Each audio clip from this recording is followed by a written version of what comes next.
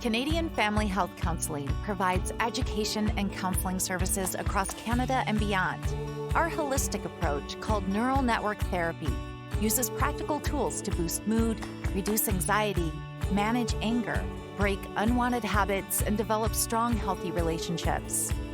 Sit back and relax while Clinical Director and Founder Kim Sargent shares her insights and expertise on why emotional health matters. Welcome back to Emotional Health Matters. My name is Kim Sargent. I'm the Clinical Director of Canadian Family Health Counselling and founder of Neural Network Therapy. Today's episode is called When Counseling Harms and When It Heals. And the reason I pause there for any reason is that this is a bit of a difficult podcast to put out there because, of course, it's subject to lots of scrutiny. Harm is a pretty serious word to be using, but I think it's important to gather information about what you're up to out there. And I know that therapy has grown in popularity, and I think that's fantastic. I think that there are many, many skilled professionals that come from all walks of life. But just like not all doctors are made equal, not all therapists are made equal. And I don't mean so much really even the person. I mean, I think that it's important to really address some of what we know to be true in science. And this is what I want to do here today when we talk about how to differentiate between what might be harmful and what might be healing. So let's start with a bit of what we know to be true about the brain. And this is where I think that this is what we need to have a lot more information out there about. And I think it's happening, it's growing. People are taking a keen interest in the science behind what's going on in their brain, in brain health in general. I know that I'm tuned into it, so of course I'm paying a lot of attention to hearing various professionals talk about brain health, but I do think that it's becoming more and more mainstream, and that's exciting because I think that that's where this conversation really needs to begin, and that's looking at a holistic approach. That's not separating the brain as this organ and it's over in its own little category. It's saying, our physiology is all of us, and our brain is the conductor of this symphony. And if our brain is not healthy and our body is not healthy, there's no chance that mental health is going to be at our disposal. My personality is such that as a young person, I think I really got a lot of juice out of, swimming upstream. And I don't know if that's something that was an acquired taste. I think it came pretty naturally to me. I love the story of me walking home from kindergarten because I wanted to see what was on with Mr. Dress Up as opposed to whatever silly game I thought was going on in kindergarten. I think that there's just always been a very classic natural disruptor in me. My mom said, actually, I thought this was great. She said, you weren't obstinate. You weren't ugly about it. You weren't making things difficult for anyone. You were just simply going your own way. And I looked back and thought, maybe it was because I was deaf for a while. Maybe I was in my own little world. But I think that all of us, we have a natural tendency of some sort. And I think some of us get a bit of juice and fired up when we are in contrast to something else, when we've got naysayers around us and we go, I'll show you. So I think a bit of me, that's what I was thinking about, or that's what I was fueled by in the early days. I was really determined to say, I think that we can see here that people are spending 3 to 5 years in therapy. They're going on a weekly, bi-weekly basis. This is an expensive and a very long process. And are we getting any better, or does everyone just tire out in the end and we kind of decide we've done it long enough that we feel healed and we kind of just accept our pathologies as what they are and we move on?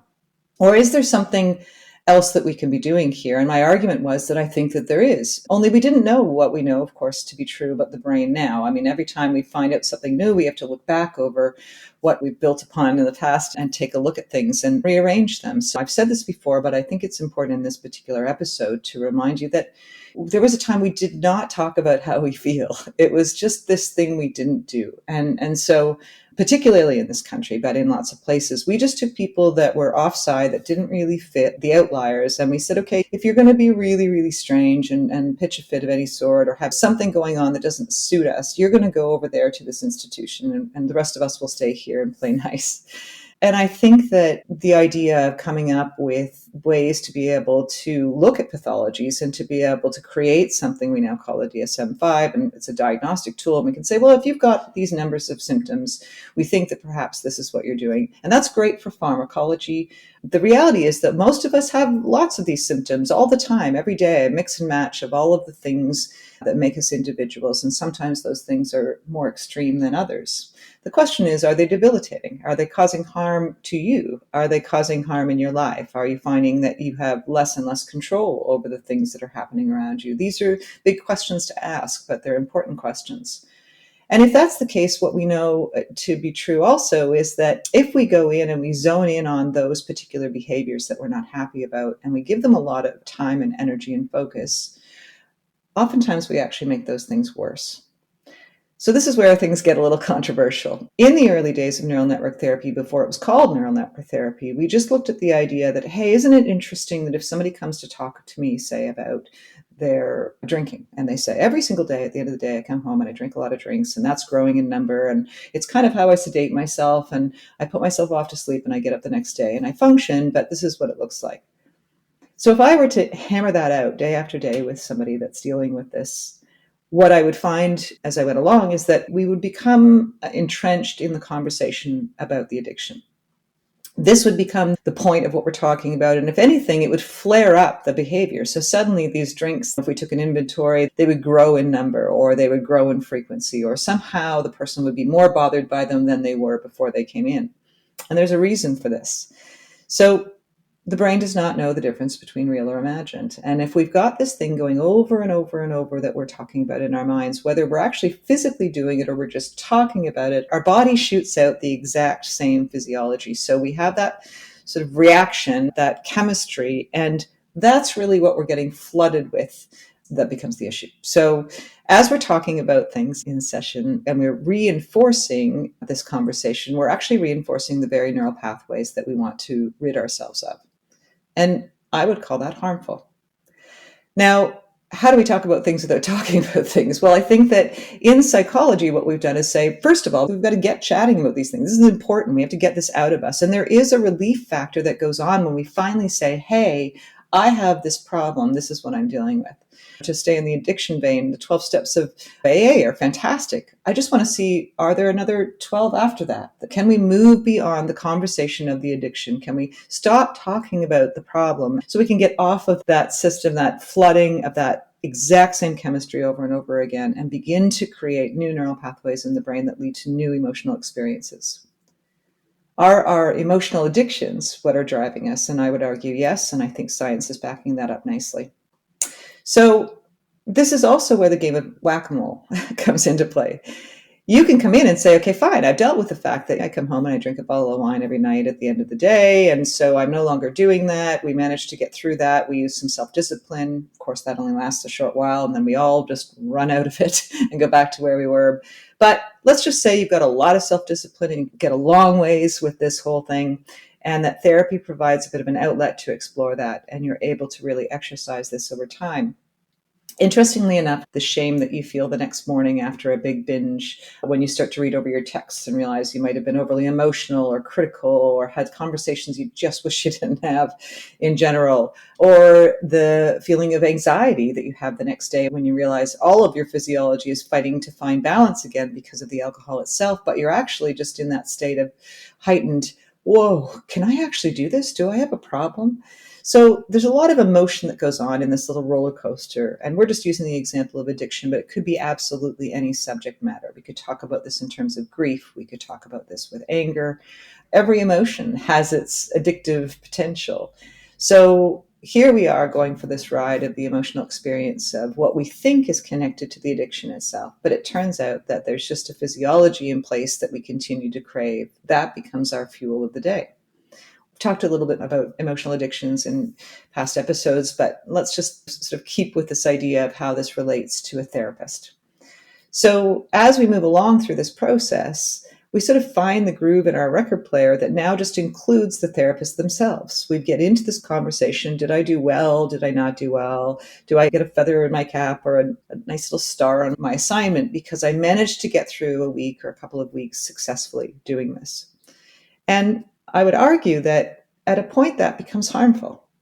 Not only are we reinforcing the neural pathways that we're trying to rid ourselves of, but the other part of this is that we actually will find ourselves with the very same emotional patterning popping up elsewhere. So perhaps we dealt with the wine itself, but now we eat a bucket of ice cream every night at the end of the day. Or we've thrown ourselves into workaholism and we actually end up feeling both anxious and ashamed of the fact that we don't spend enough time with our families and we don't manage to put importance on anything else except whatever we're driven to do in these projects. So what we want to do instead is actually zoom out and take a look at what is the physiology, what is happening here in the emotional roller coaster that is us, and how do we begin to make smarter choices to be able to shift that and make those changes in a meaningful way, but that weans us off of that emotional patterning and onto a healthier, happier variety. Now, this is a more difficult thing to do. This does require time. It requires acclimation. So your body is not just going to go from where it is in perhaps a lower, denser, clunkier mood to something high vibing and feel good and stay there overnight. It's just not going to. It doesn't have the ability. It's sort of like getting to the top of the mountain without doing the climbing to be able to get there and sustain the views. So we want you to take special care in looking at how you develop this relationship with a therapist of some sort. There are all kinds of therapy. Neural network therapy is just one of many types of therapy, but I'm going to, of course, speak to the one I know. And obviously, I'm biased. I happen to think there's a lot in it. I like using humor, and that's what a lot of neural network therapy has, some goofy stuff in it. So we know that if we have a giggle over something, it's just far more likely to stick. And for that reason, we've got a lot of these goofy exercises that we do that actually have the same effect, that shorten the length of time you're going to spend in a therapeutic process. So this is the method behind the madness. But I think that there are a few ways in which we can look at where therapy is harmful. We'll talk about this first, and then we'll kind of move on to, the healing part. The harmful part will be, am I in a therapeutic relationship that mimics a relationship that I have that isn't that healthy in my real life? So am I going to somebody that maybe is quite harsh in the way that they speak to me? They're very critical. I kind of walk out feeling a bit battered and bruised, but I think, geez, it was like going to the gym and really pushing myself, so I'm feeling better. I would argue that there's more harm than healing in that case. I don't think that we require a beating to be able to pull ourselves up and out of things. And I don't think we also require to mimic those relationships that we have, although sometimes that does happen. Are we in a relationship with a therapist that feels rewarding in the vast majority of the sessions? So what I mean by that is, I don't think that you should go skipping out of therapy each and every time. That would sort of seem silly. If you're going to hit some sore spots, if you're going to find some things that maybe you hadn't, thought of before, there's going to be lots of great stuff that happens if you're having lots of tears or lots of frustrations, or even just walking out and going, I don't want to do this anymore. And then realizing, wow, yeah, okay, I see what's happened here. So I think that, though, overall, the feeling should be good. You should feel like I'm getting somewhere. That feeling of relief that we've talked about things, but now I have something to do about them, and we'll get more into this, is the feeling that we're looking for. Am I making sense that I want to go back and do this again? And if that is drawing you back to the circumstance, then I think that you're moving from harmful to healing. The other part of this, for sure, is, am I strong in each and every building block of what's going on here, and strong enough to know that I can trust myself to pick the right person to work with? And what I mean by that is, certainly you should find somebody qualified, somebody trained, somebody who's got experience in this. There are lots of those simple things, but you know all that I don't need to say those things for them to be true. But if you imagine that you were to fall off a boat, say, and you're reaching and reaching to be able to get back up onto that boat, are you looking for the person that has expertise in search and rescue, or are you looking for the closest hand? So sometimes I think trying to sort out exactly who would be the right person is a bit foolish. I mean, you can find the most qualified person in the world, but if they're not the one closest to you, and what I mean by that is, we can change up our therapists, first of all, lots and lots. I think growth is a lifelong process. The person that might have been right for me as a therapist 10 years ago would not be the same person that would make sense to me now. I've grown, I've changed. The person with their hand out closest to me that might be really functional for me, getting me out of the water into that boat, is somebody that's going to be within reach. So I'm going to have to trust myself to know that what I need is going to be there for me. I'm going to have that person within reach. I don't need to go and do something super special here to find somebody that is, whatever it might be, and setting my sights so high that I, in fact, don't reach my own hand up to get up and into that boat. So I think that's important. I think we can sabotage ourselves by trying to spend a lot of time in that research process. And I'd rather see you get into the boat first and foremost, and perhaps from there make a decision to move on to somebody else. I think that we need to trust ourselves in a session. Now, if we're feeling disastrous when we start therapy, which oftentimes we wait until we do, part of what can happen is that we come into a session really ripe with expectation about who this person will be and what we're going to get out of it and how it's all going to go. I know that I've done that myself, so I would expect that's a pretty common practice. So I might book 2 sessions with any therapist that you're trying out, just so that you can have the first one that's a bit of a mishmash of you trying to get a whole bunch of things out, but also still evaluate what it is that's happening in that dynamic and how you feel. But I mean, in the first 15 minutes of that session, if you just know, nope, this is not the person, I don't like the way that they explain things, I don't feel heard in the session, find the person's voice grating, they're using all those counseling terms I can't stand, whatever it might be, it doesn't really matter, then of course don't bother with a second session. Finish the first one, squeeze everything you can out of it. It's really important that you just get on your own team here, get everything you can out of every person that you meet with. But it's okay to say, I'm going to keep moving. I'm going to keep trying and keep trying someone else. I know a lot of therapists find it difficult when clients are shopping for therapists, but I really encourage it. I think it's important to be able to find somebody that feels like your next right logical step. And I think you need to do that by trusting what's happening for you on the inside. The other thing I would say is that in finding a therapist that feels like they have a doing approach or something to offer in each and every session. So in neural network therapy, it's easy to shop around for therapists here, because if you have one session and you decide, oh, I don't know, okay, maybe I'll try a different one. We happen to be biased and love the people that are working in our team, but that doesn't mean that they're a perfect fit for you. I always give the example that one of my best therapists is very gentle in her approach. She's got a very, very quiet wisdom, but she's so good. But because I'm a talker and I'm out there and I've got a lot to say and do, and it's intense, I need to have somebody that's going to go, hey, hold on a second. I'm going to interject here.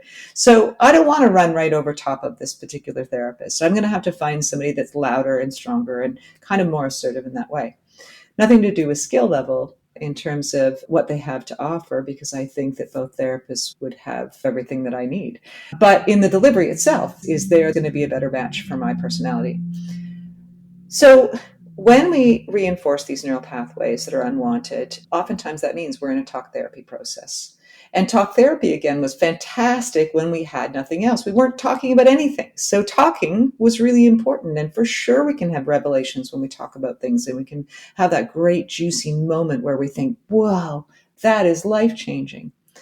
What happens is the integration part, and this is where it gets really interesting with science. So we know that if we walk out with simply that mental revelation, but not a doing piece to it, that the likelihood of that particular revelation surviving any integration, as in any shift in our change of what's happening with the neural pathways in our brain, it's pretty minimal.